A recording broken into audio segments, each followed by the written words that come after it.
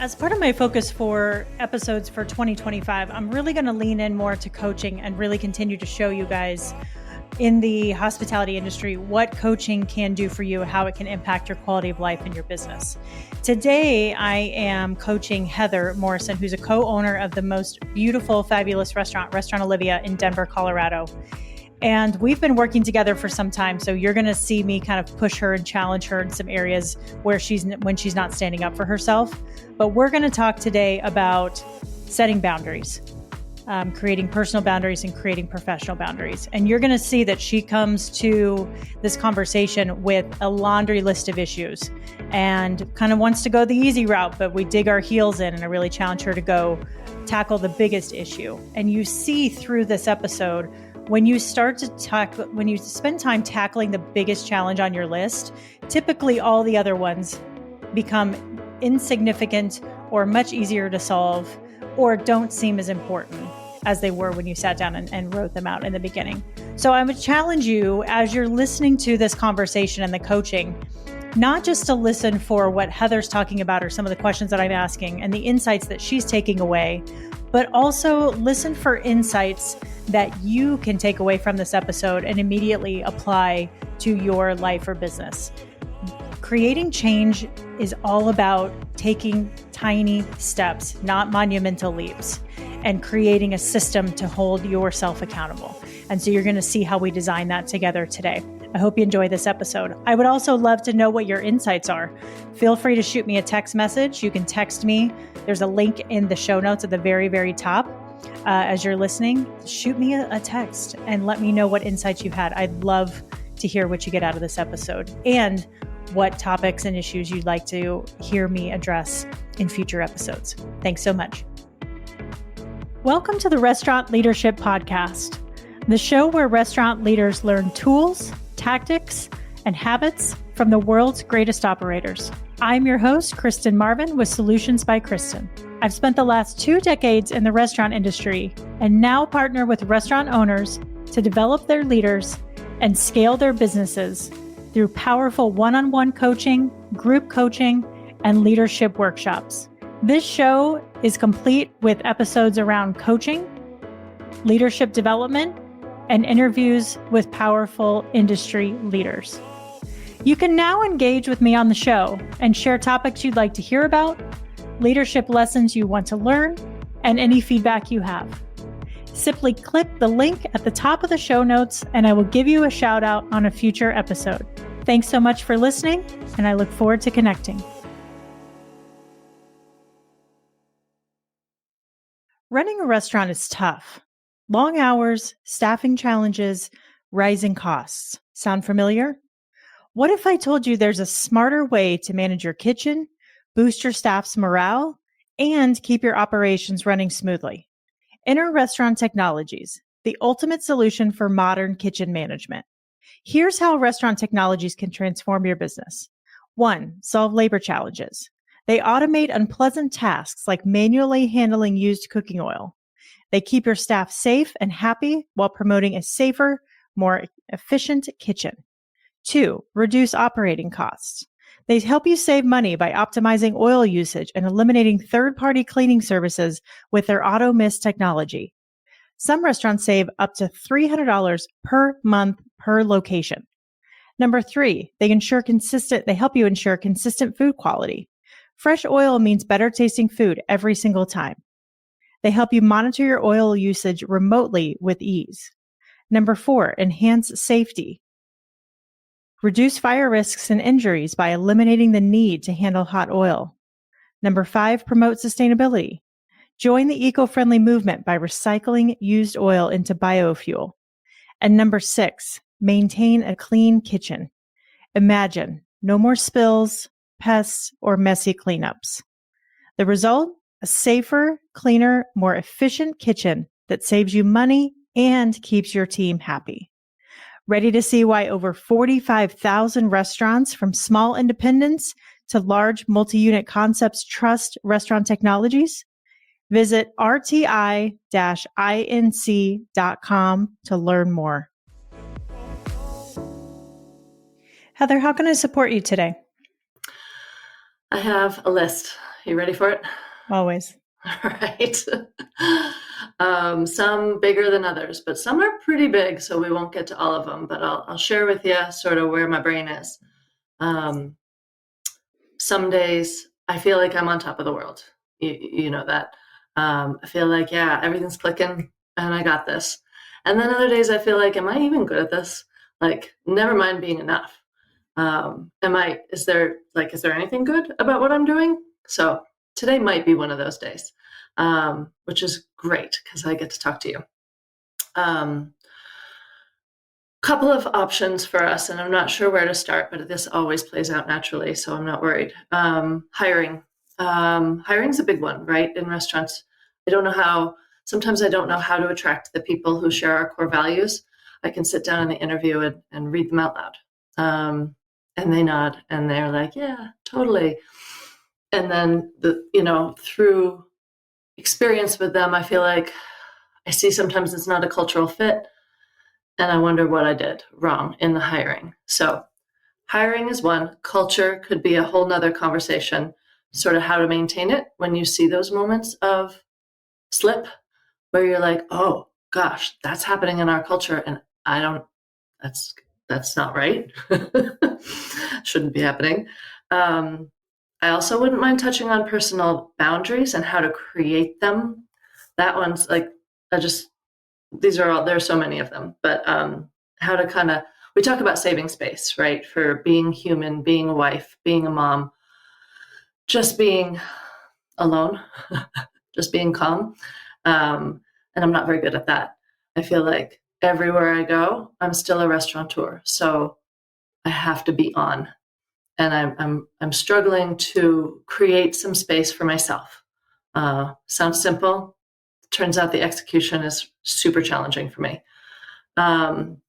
Real big one, but truly, like, we could spend hours on this, bridging the wage gap, and still attracting good front of the house skill and talent. I have two more, which is ridiculous, but I think I want to start with the last one, so bear with me. Not being too woke is another one, which is funny because I'm quoting somebody who put that in a review, which is hysterical because, like, come on, we are trying to do the right thing for the planet and for our staff, and please don't insult us for it. But what I mean by that is telling the story table side for those who want to hear it and learning how to teach the staff who wants to hear it. Like, what are those clues that people are giving? Do they lean in a little more when you talk about sustainability and then that's your go? But so I could spend all day talking about that, and someday we will.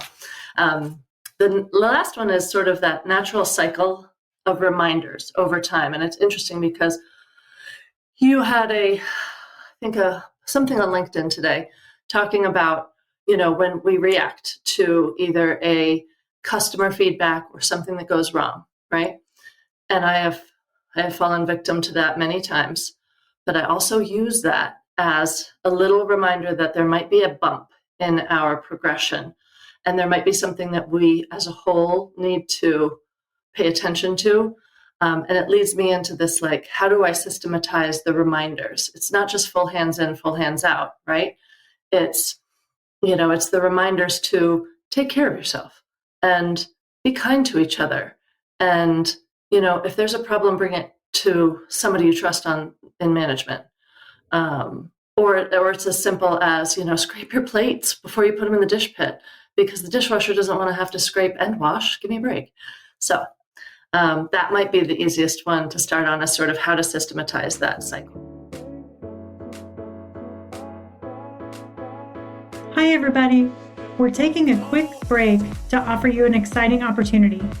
If you're a restaurant owner or manager looking to enhance your leadership skills, I invite you to join my 12-day leadership challenge. In just 12 days, you'll receive a guided packet with actionable strategies to transform your leadership in less than 5 minutes a day. Join the challenge and the community and grab your copy at kristinmarvin.com/12 days. Now let's get back to the show.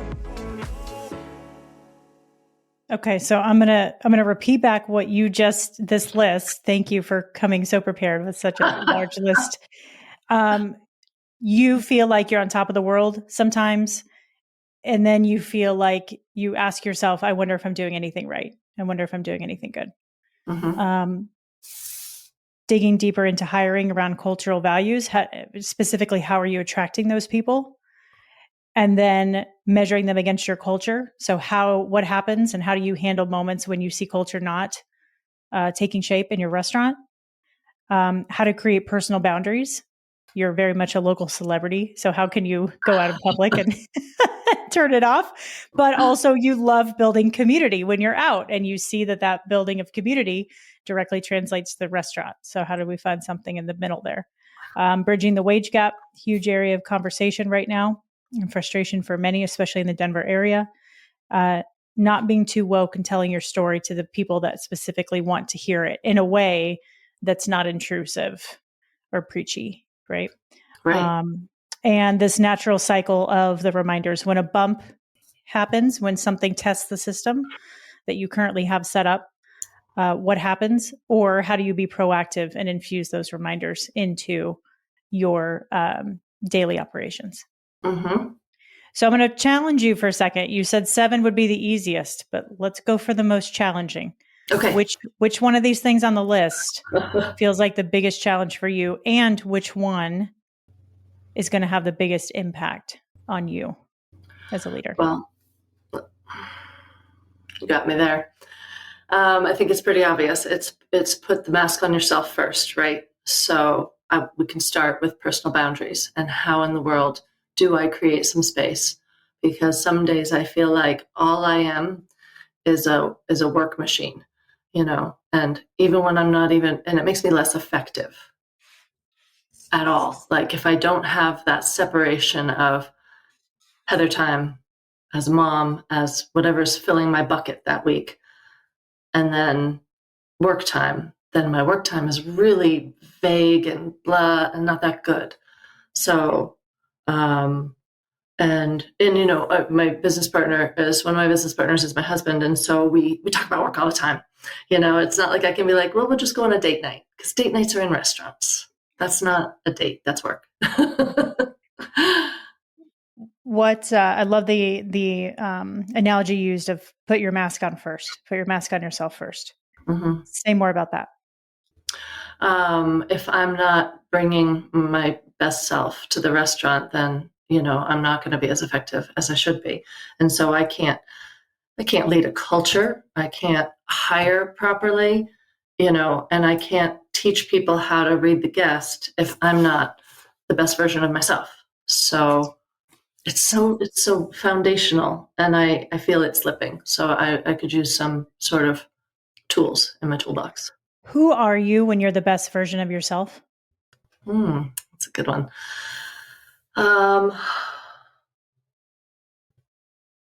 Boy, who am I when I'm the best version of myself? Are we looking for a character, or should I just throw out some descriptors? Yeah, characteristics. Okay, cool. So, strong and capable, um, kind, loving, good listener. This honestly doesn't happen very often. I'm not always a good listener. I talk more than I listen, which is terrible. Let's see. An example of hospitality, which is a big one, but I feel like there's a reason why I love hospitality, and it's because I'm good at it, and it resonates with me. And I love taking care of people to a fault, probably. And so, when I'm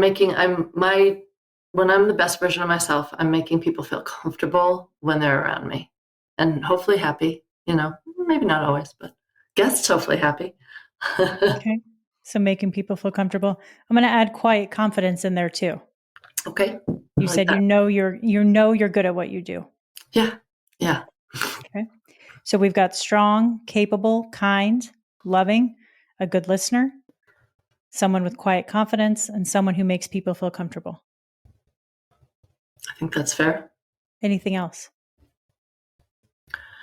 Best version of myself? Yeah, I'm also like interesting to talk to, um, and a leader that people want to follow. But that's best version. That's kind of like that day that you're having a superhero day. I don't feel that often enough, really. Okay. What do you need to do to feel strong? Um, okay, so the word that pops into my head is so silly, but it's true. It's exercise, and I haven't been making the time to do that. Achilles tendon injury is vexing me. It's taking a long time to heal from, so I haven't been able to do my normal workout routine, and I haven't pivoted.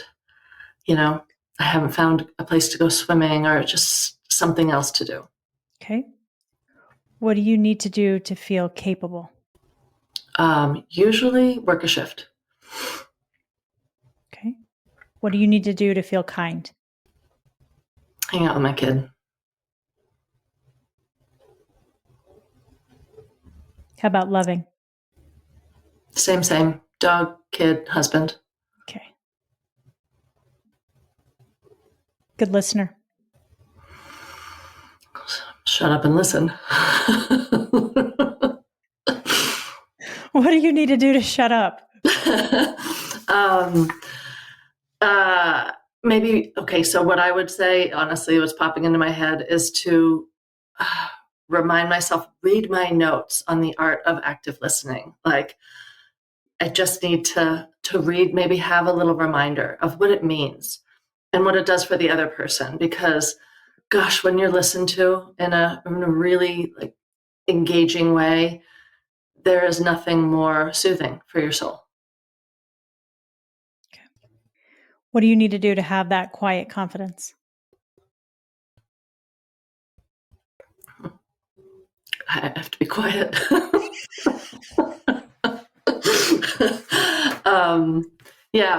Work, talking to staff and being in stand-up and having a great shift where things are clicking, and that helps.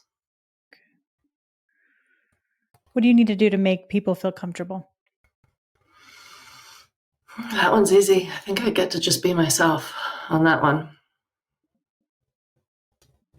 Say more. Okay. I think I have sort of that natural way about me with guests and with people, like at Jazzercise, Taekwondo, wherever it is that I am engaging, church, whichever of my other places I go to. I feel like there's sort of the natural, it's just real. And at work, wait, what are we answering right now? What number are we on? Making people feel comfortable. Making people feel comfortable. Sorry. So yeah, I think that sort of comes naturally to me because I do like to ask questions and listen to people's answers. I do love to just take care of people in that way. I think sometimes with the staff that can, that's the case too. And it makes it hard to manage. It makes it hard when I have to discipline. I've gotten better at it. Okay. What do you need to do to feel interesting to others? Have something more to talk about than dogs in restaurants. I don't know about that one. Interesting is kind of up high in the sky. It's possible that that's just coming from a place of insecurity, that I don't think I'm terribly interesting. There's a big world out there with a lot of issues, and I am not up to speed on those issues. I sort of do the head buried in the sand kind of thing. And so it's possible that's just an insecurity I have. Okay. Who do you need, or what do you need to do to be the leader that people want to follow? Oh, I don't know. Do I need to write a book? Do I need to walk the walk, I think, which, boy, that's harder than it sounds, right? We have our core values, and I tell people all the time, like, we don't expect you to fully embrace these 100% every moment of every day. They're our North Star. This is what we follow. This is what we strive for. But yeah, am I perfect? Hell no. I can think of 10 mistakes I've made this week. So what do I need to do to be the leader that people want to follow? I don't know. I think that might be the big question.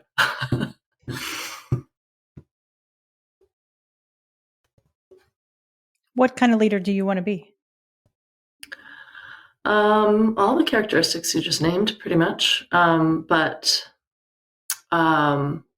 plus kind of, like, not plus tax and service, but you know, I want to inspire people. I want to have them see how great this line of work can be, you know, and that not only is it great for people who want to stay in our industry, which I love, but there's so many life lessons for people who aren't, like Will Guidara's book. Is it all about restaurants? Yeah, it kind of is. But is it great for people in banking, in hospitals, and every other industry? Yeah. So I kind of want to be, I want to inspire just people in general to be able to take my list of things, you know, like, and personify them and teach them. That's the hardest part for me. Is I'm not a great teacher. I want to be. I'm going to call bullshit on that. Okay.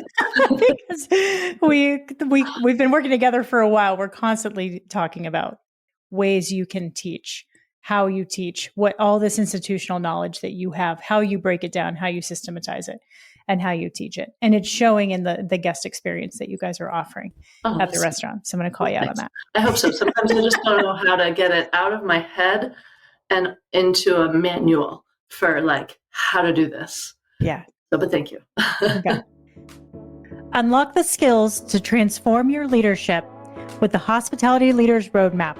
Move from ordinary to extraordinary, packed with practical strategies to lead with confidence and create lasting impact in your restaurant.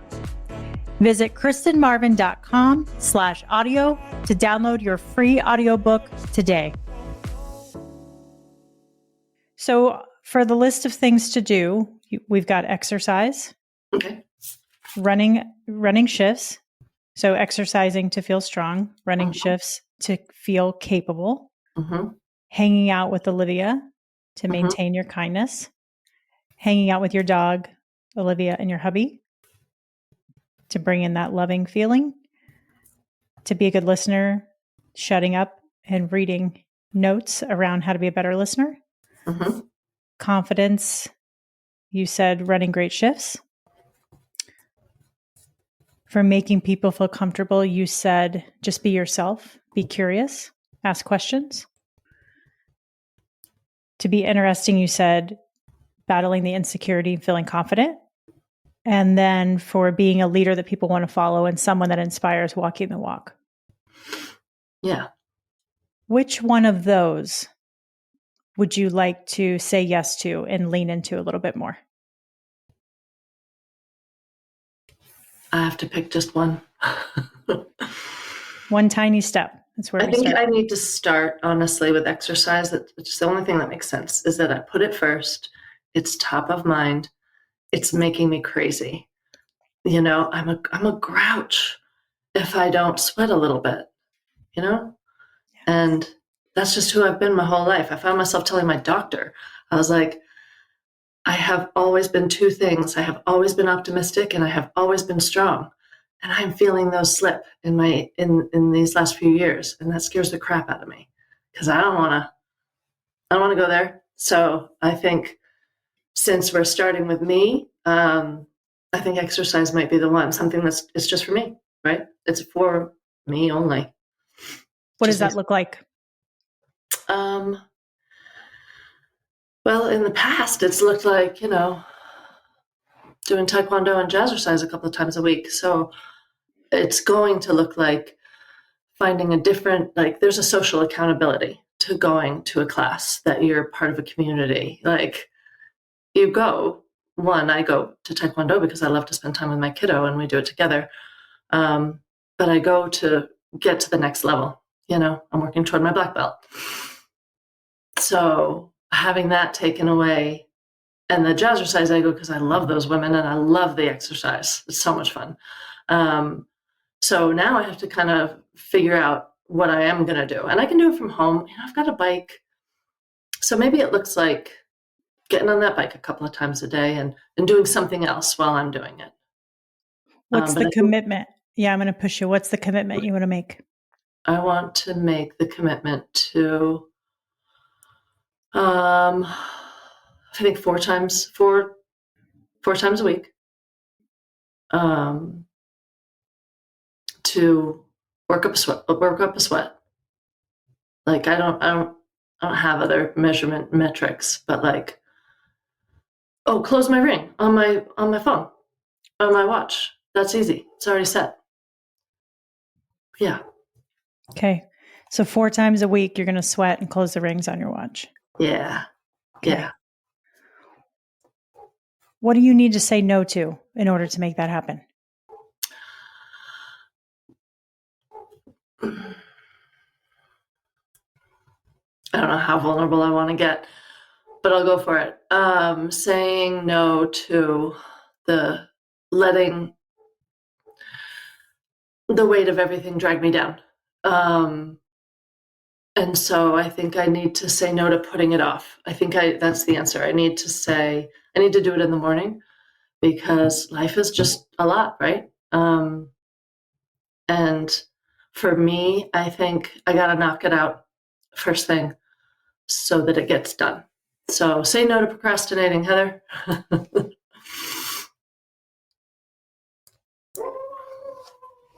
Puppies are always welcome on the show, by the way. Oh, good. The whole neighborhood is involved right now. Everybody's here. I love it. Okay, so you're saying yes to 4 times a week of exercise, closing the rings, and you're saying no to putting it off. You're saying no to procrastination, and you're making a commitment to work out to yourself in the mornings. Yeah. Love it. How does that sound? It sounds easy. It sounds not easy, but it's the slight edge, right? It's easy to do, but it's also easy not to do. So I need to, I guess I just need to check in with you. It's not easy, but it's simple, right? We've simplified the complex issue around setting boundaries, taking one tiny step at a time, putting in some effort, and then creating a new habit. It takes time to build new habits. Yeah. Yeah. What kind of accountability do you want from me around this? I think I'm going to, and tell me if this is like, I've never asked for this before. What if I text you every time I'm done? Because we've tried it where at the end of the week, I, check in, do an accountability check-in. Sometimes by then it's too late. I haven't done it. So if I can just shoot you a quick text after I've closed my ring, that would be pretty cool. Okay. Will you send me a picture of your watch? Of the watch? Yeah, totally. Yeah. And when do you want to start? Not today. I have to be at work right after this, and then I'm closing tonight. So, tomorrow. We're starting tomorrow. Okay. I look forward to celebrating this with you. It's going to be really exciting. Yeah, me too. Yeah. It's so basic. It's so foundational. I feel like I've been here before, but I'm starting to it's sinking in at age 54 that this is so important. Taking care of myself is so important. And all of this other stuff will feel a little bit easier when I feel better about myself. Is this going to have an impact on every single item you listed when we first started the call? Let's see. I don't know. I mean, I'm still going to need some help. It'll influence it because if I'm showing up feeling strong, then these don't feel as daunting. And I can even point to okay, actually, some of these, I've already got this, you know, like I've got a good idea of where our conversation's going to go. Do I know how to set personal boundaries and have them stick? Not really, but it's not as scary when I feel like that best version of myself. Like this list won't be as scary, and that's where the fun is our conversations go so far, and sometimes you're just dragging me out of a hole, right, to get me to baseline, and sometimes I'm coming in above baseline, and you and I are like taking it next level. So I'm psyched to get back to baseline so that I can then go above and beyond with you with these talks. Awesome. Great job. Great noticing. Great noticing. When we start with the biggest challenge, it tends to knock all these other little ones down, right? Like you said, they don't seem as significant, or you are showing up with more confidence, knowing how to tackle each of these challenges. That's good. Nice job, lady. No, thank you. That's awesome. Awesome.